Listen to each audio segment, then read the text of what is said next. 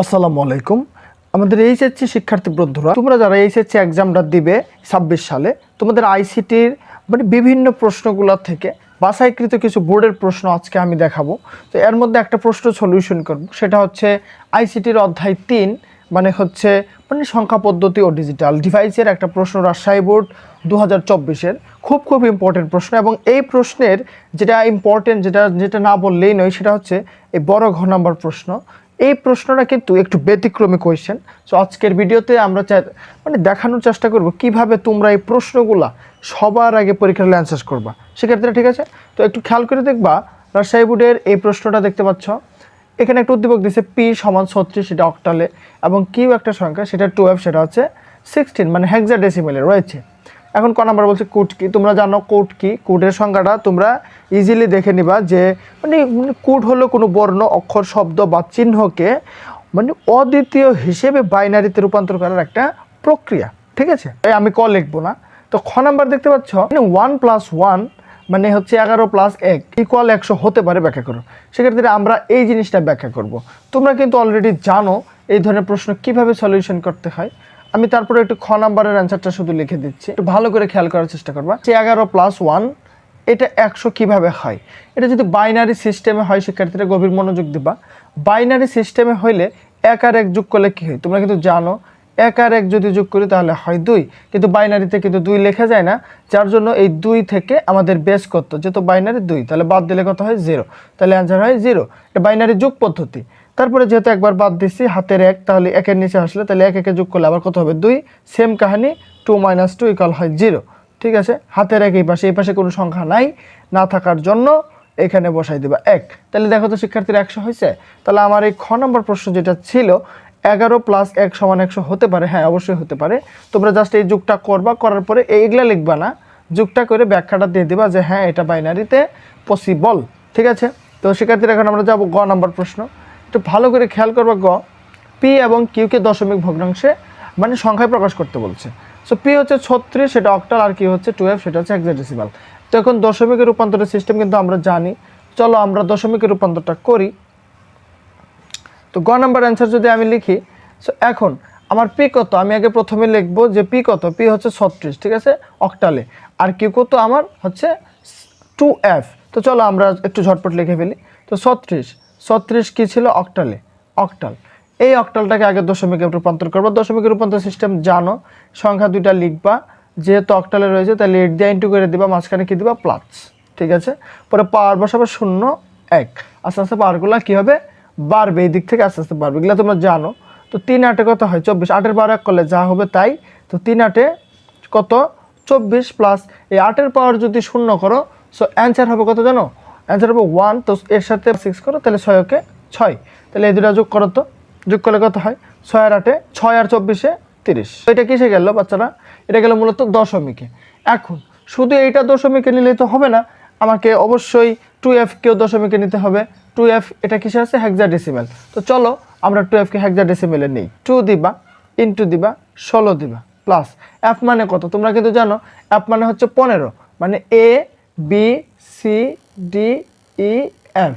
তো যেহেতু f মানে হচ্ছে 15, তাহলে 15 ইন্টু কত দিবা, 16, ঠিক আছে? পাওয়ার বসাবা 0 1। তো যারা এই ধরনের বেসিক জিনিসের মধ্যে যাদের প্রবলেম রয়েছে তারা অবশ্যই কিন্তু সংখ্যা রূপান্তরগুলো দেখে নেবা। ওকে, 16-এর পাওয়ার 1 করলে 16, তাহলে 16 দোকানে হয় 32, আর এটা 16-এর পাওয়ার 0 করলে 1, তাহলে এর সাথে ইন্টু 15 15-কে 15। ওকে, তাহলে এই দুটা যোগ করে তো কত হয়, 2 আর 5 7, আর 2 47। শিক্ষার্থীরা কত আসলো, 47। সো আমি জাস্ট একটু বাংলা কম লিখবো, তোমরা পরীক্ষার হলে কী করবো জানো, তোমরা একটু বাংলাটা লিখবা। এই যে রূপান্তরটা হইল, সুতরাং আমার নির্ণেয় আনসার হবে, নির্ণেয় দশমিক সংখ্যাটা যা হবে। সো এই দশমিক সংখ্যাটা আমি লিখব, একটা হচ্ছে 30, আরেকটা হচ্ছে আমার 47, ঠিক আছে? শিক্ষার্থীরা এই হচ্ছে আমাদের কাঙ্ক্ষিত অ্যান্সার। ওকে, আশা করি বুঝতে পেরেছ, গ নম্বর অঙ্কটা বুঝতে পেরেছ। এখন আমাদের মেইন টপিক, যেটা সবচেয়ে বেশি ইম্পর্টেন্ট আজকের ক্লাসের, আমি যেটা শুরুতে বলে আসছিলাম যে এই ঘ নম্বর কোয়েশ্চেনটা কিন্তু খুব ইম্পর্টেন্ট এবং একটু জটিল কেসের প্রশ্ন। একটু খেয়াল করে দেখো, পি মাইনাস কিউ গাণিতিক প্রক্রিয়াটি যুগের মাধ্যমে করা যায়, ব্যাখ্যা করো। এখন পি মাইনাস কিউ, এখন একটু খেয়াল করলে দেখবা আমাদের পি যেটা আমি বের করেছিলাম সেটা ছিল কত, মানে 30, মানে দশমিকে কত ছিল 30। আর যেটা কিউ আমি বের করছিলাম শিক্ষার্থীরা, এই কিউ ছিল কত আমার, এটা ছিল 47। তাহলে এখন প্রশ্ন বলছে পি মাইনাস কিউ, তার মানে ব্যাপারটা হচ্ছে 30 থেকে কি বাদ যাচ্ছে, 47 বাদ যাচ্ছে না? তো 30 থেকে যদি 47 বাদ যায় ছোট সংখ্যা থেকে বড় সংখ্যা, তাহলে মাইনাস কত আসে, 17। তো এইটা আমি এখন পরিপূরকের সাহায্যে দেখাবো শিক্ষার্থীরা। এই ঘ নাম্বার অঙ্ক সলিউশনটা চলো আমরা ঝটপট শুরু করে দিই। এই অঙ্কটা কীভাবে আমরা পরিপূরক দিয়ে করবো, ঠিক আছে? ওকে, এখন আমার ঘ নাম্বার প্রশ্ন, ঠিক আছে? সো ঘ নাম্বার প্রশ্নের সলিউশন যদি করি তাহলে কিভাবে লিখবো, যে মানে গ হতে পাই, আমরা গ হতে যা পাই তা লিখবো। হ্যাঁ, গ হতে পাচ্ছি আমরা গ হতে যা পেয়েছিলাম তা কিন্তু বন্ধুরা লিখে দিলাম। যেমন হচ্ছে গ হতে আমরা পি এর দশমিক মান পেয়েছিলাম 30, কিউ পেয়েছিলাম 47। যেহেতু প্রশ্ন বলছে আমাদের পি মাইনাস কিউ, দেখতে পাচ্ছ পি মাইনাস কি কিউ, তো আমরা পি মাইনাস কিউটা করে দিছি। এখন এটাকে কিভাবে আমরা দুইয়ের পরিপূরকের সাহায্য করব। তোমরা জানো পরিপূরক কাকে করতে হয়, যার সামনে মাইনাস চিহ্ন তাকে পরিপূরক করতে হয়। মাইনাস কার সামনে, 47-এর সামনে। সো চলো 47কে আগে পরিপূরক করতে হবে। তো 47-এর পরিপূরক করতে গেলে প্রথমত 47-এর কী লাগবে বলো তো, বাইনারি মান। তো আমি প্রথমত বাইনারি মানটা লিখে নেব। তো বাইনারি সমান, এখন 47-এর বাইনারিটা কিভাবে করবা, আমরা জাস্ট এরকম করে এই সাইডে একটু দেখাই, 47কে 2 দ্বারা ভাগ করবা, ভাগ পদ্ধতিতেই করে নিই। তো 2 3 1, মানে 23 দোকানে 46 আর 1 থাকে, ঠিক আছে? এগুলো তোমরা জানো। তারপরে 1 1, 11 দোকানে 22, 1 থাকে 23, ঠিক আছে? 2 5 দোকানে 10 আর 1 থাকে। তারপরে দিবা 2 2 ইন্টু 1, পরে হচ্ছে 2 1 0, পরে 2 0 1। সো আমাদের ফাইনাল রেজাল্টটা হচ্ছে মূলত বাইনারি মানটা হবে 0। এই যে নিচ থেকে উপর দিকে যাব, তোমরা জানো নিচ থেকে উপর দিকে যেতে হয়, তাহলে হচ্ছে 1 0, তারপরে হচ্ছে 4টা 1 1 1 1 1, ঠিক আছে? তো এটা কি মান, এটা হচ্ছে বাইনারি মান, এটা বাইনারি। এখন এটাকে যদি পরিপূরক করতে চাই তাহলে এখন কি করতে হবে, প্রকৃত মান করতে হবে, মানে বিট মিল করতে হবে, মানে প্রকৃত মান। আমরা কিন্তু এগুলা অবশ্যই জানি, প্রকৃত মান করতে হবে। তো যে কটা ঘর আছে 1 2 3 4 5 6, তাহলে 8 বিটে নিতে হবে। 8 বিটে নিতে হলে আমি আগে এই পাশ থেকে লিখে নেব 4টা 1 0 1, তাহলে দুটা কি দিবা 0, কারণ হচ্ছে প্রকৃত মান করলাম।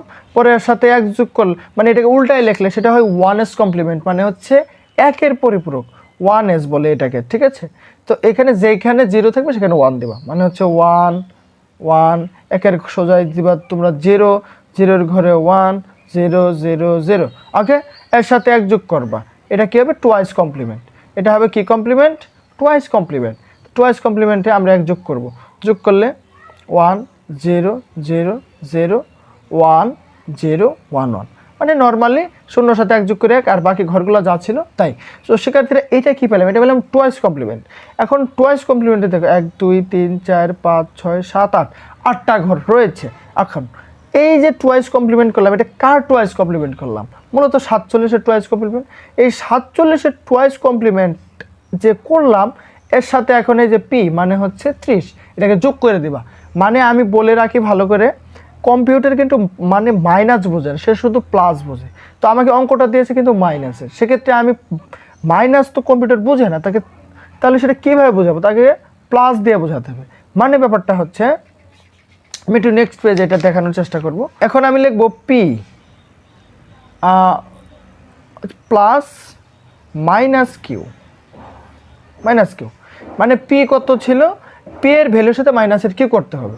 এখন এক কাজ করো, আমরা একটু শর্টকাট দেখাবো। এই জায়গায় পি কত ছিল, 30 ছিল না, তাহলে 30কে আগে বাইনারিতে রূপান্তর করে ফেলি 2, তাহলে 15 দুগুণে 30, পরে দেবা 2, 7 দুগুণে 14 1, 2 3 দুগুণে 6 1, 2 1 যাবে 1, 2 0 1।